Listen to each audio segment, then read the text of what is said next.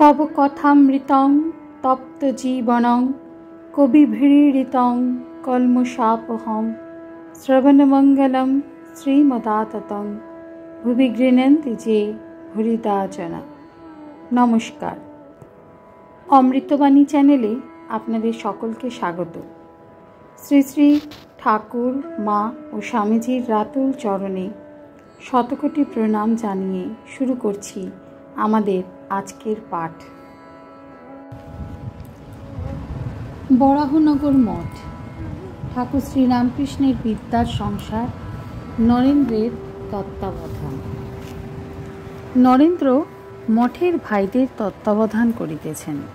प्रसन्न कयदिन साधन करितेछिलेन। नरेंद्र ताहार काछेओ प्राय प्रवचनेर कथा तुलियाछिलेन। नरेंद्र कलिकाताय गियाछेन देखिया सेई अवसरे तिनि कोथाय निरुद्देश हइया चलिया गियाछेन। नरेंद्र आसिया समस्त शुनिलेन। राजा केन ताहाके जाइते दियाछेन, किन्तु राखाल छिलेन ना। तिनि मठ हইতে दक्षिणेश्वरेर बागाने एकटु बेড়াইতে गियाछिलेन। राखालके सकले राजा बलिया डाकितेन, अर्थात राखाल राज श्रीकृष्णेर आरेकटी नाम। नरेंद्र राजा आसुक एकबार बकबो, केन तारे जेते दिले? हरिशेर प्रति। तुमि तो पा फाঁক करे लेकचार दिच्छिले, ताके बारण करते पारो नाई? हरीश अति मृदु स्वरे। तारकदा बोलेছিলেন, तबु से चले गेल। नरेंद्र मास्टारेर प्रति। देखुन आमार भीषण मुश्किल, एखानेও एक मायार संसारे पड़ेছি, आबार ছোঁড়াটা কোথায় গেল? রাখাল দক্ষিণেশ্বরে কালীবাড়ি হইতে ফিরিয়া আসিয়াছেন। ভবনাথ তাহাকে সঙ্গে করিয়া লইয়া গিয়াছিলেন। রাখালকে নরেন্দ্র প্রসন্নের কথা বলিলেন। প্রসন্ন নরেন্দ্রকে একখানা পত্র লিখিয়াছেন, সেই পত্র পড়া হইতেছে। পত্র এই মর্মে লিখিয়াছেন, আমি হাঁটিয়া বৃন্দাবনে চলিলাম। এখানে থাকা আমার পক্ষে বিপদ। এখানে ভাবের পরিবর্তন হচ্ছে। আগে বাপ মা ও বাড়ির সকলের স্বপন দেখতাম, তারপর মায়ার মূর্তি দেখলাম। দুবার খুব কষ্ট পেয়েছি, বাড়িতে ফিরে যেতে হয়েছিল, তাই এবার দূরে যাচ্ছি। পরমহংসদেব আমায় বলেছিলেন, তোর বাড়ির ওরা সব করতে পারে, ওদের বিশ্বাস করিস না।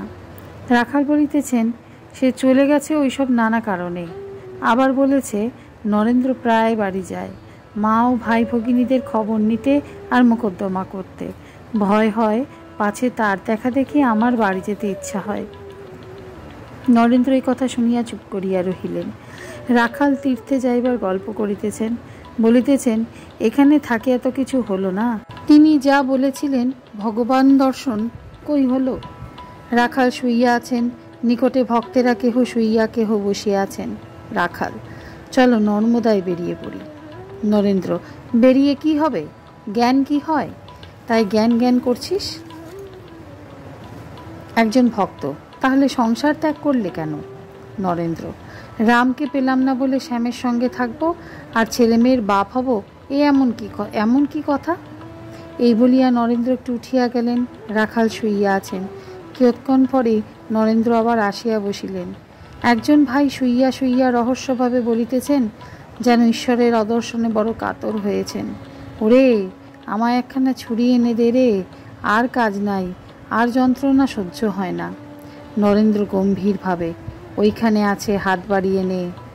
সকলের হাস্য। প্রসন্নের কথা আবার হইতে লাগিল। নরেন্দ্র, এখানেও মায়া, তবে আর সন্ন্যাস কেন? রাখাল, মুক্তি ও তাহার সাধন এই বইখানিতে আছে। সন্ন্যাসীদের একসঙ্গে থাকা ভালো নয়। সন্ন্যাসী নগরের কথা আছে। শশী, আমি সন্ন্যাস মানি না। আমার অগম্য স্থান নাই, এমন জায়গা নাই যেখানে আমি থাকতে না পারি। ভবনাথের কথা পড়িল। ভবনাথের স্ত্রী সংকটাপন্ন পীড়া হইয়াছিল। নরেন্দ্র রাখালের প্রতি।